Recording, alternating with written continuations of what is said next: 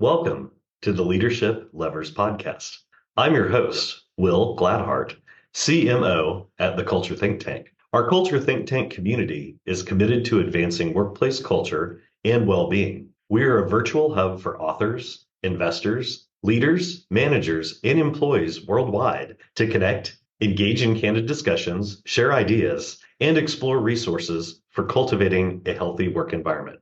We're here today to learn about the actions leaders have taken to address cultural change. Our guest today is Jim Tolbert, CEO of Adelante Education Group. Thanks so much for taking the time to join us. It's my pleasure, William. Excellent. I thought we would start by having you share with the audience a bit about yourself, your organization, and your background. Sure, be my pleasure. I grew up, I sort of started my career in a very traditional sort of business school MBA path. I went to Wharton undergrad. I worked for Morgan Stanley's mergers and acquisitions department for 3 years. I went to University of Chicago and got my MBA and had the incredible privilege of working for McKinsey Company for 6 years in their financial institutions group. It was after 6 years at McKinsey that I decided to pursue a career as an entrepreneur. And the area that I got into was education, for-profit post-secondary education. And while that is somewhat of an esoteric industry, I grew up in that business. My dad had schools in Baltimore, Maryland, and that's sort of where I got my exposure. It was through that and the work I had done at McKinsey and financial institutions that I left to start a company with some backing of venture capital to provide financing to students that went to trade schools and for-profit colleges, a somewhat niche of the higher education space. That led me to actually working with a private equity group to invest in a school in Birmingham, Alabama, Virginia College. After a very successful exit from that investment, I went in to start my next company as the CEO and founder of another post-secondary education group called Education Futures Group, which in turn did business as Vista College. And we had quite a run over 17 years at Vista College. That's a great background. I know some of our audience members that are in the VC angel space and also fellow CEOs will really appreciate some of your thoughts. So we'll be discussing 3 questions today. As a warm-up to start our conversation, would you share why you believe a healthy culture is critical? Absolutely. I think there's several reasons, but the primary reason is that both the owner as well as the managers of a company cannot micromanage every activity of an employee, particularly when that employee is in a situation where they're not being closely supervised. So you hope that that employee is going to make the best decisions for the company, which ultimately means making the best decisions for the customer, or usually means that. So I think of several examples where you can set a culture, and to the extent that that culture gets embedded in the organization, you have a higher confidence level. Your employees will conduct themselves professionally the way you would hope.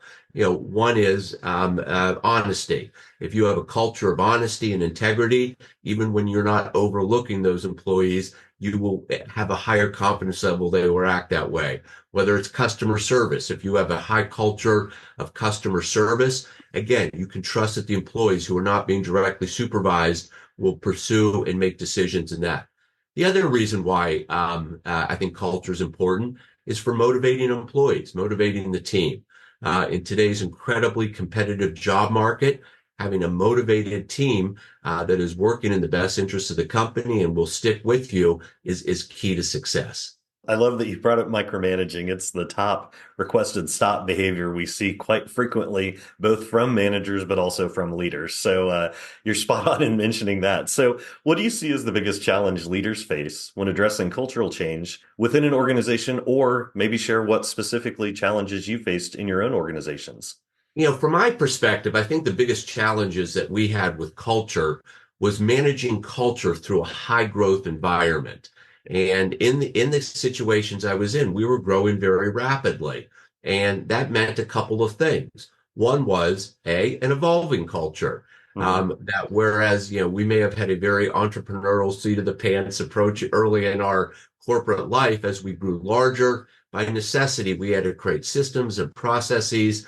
And being able to sort of evolve a culture of an organization going through high growth without losing what ultimately is the goal of the organization is key.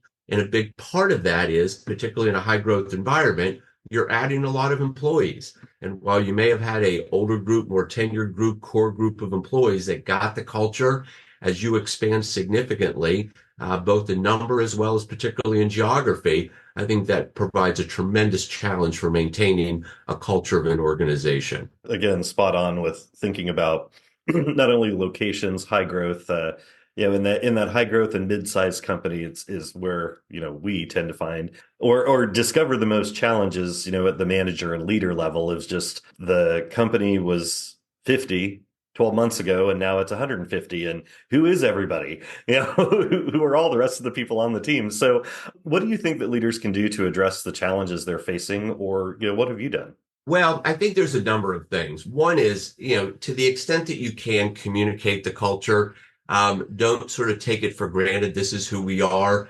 There's plenty of opportunities for leaders to be out there talking with the team, and being very deliberate and saying, hey, we have a culture of, and in my case, we had a highly regulated business, and we said compliance and integrity are absolutely the key to our success, and the lack thereof would be the destruction of our company. So we were incredibly deliberate in communicating that at every opportunity. And the other one that I think is frankly going to go without saying is, walk the walk. It's one thing to say we are a culture of blank, integrity, customer service, what have you, but everyone's looking to the leaders of the company and saying, are they demonstrating those activities that they're proposing? And so I think leaders of an organization have to be very cognizant, sensitive to the fact everyone's looking to them, not only listening to what they're saying, but watching what they're doing. Thank you. Is there anything else, some parting thoughts that you'd like to share for other leaders? This is also sort of a tried and true observation. Cultures, great companies have very strong cultures. There's no one size fits all. This is the culture you need to be. It's circumstance dependent. It's situation dependent. But I think those companies that have been tremendously successful have decided what the successful strategy they need to have and have done a great job of incorporating that throughout the organization. Jim, I've enjoyed having you on our Leadership Lovers podcast. Thanks again for your insights. My pleasure. Thank you. Thank you for joining us on the Leadership Lovers podcast. You may find all our Leadership Lovers episodes in our Culture Think Tank community at www.culturethinktank.ai.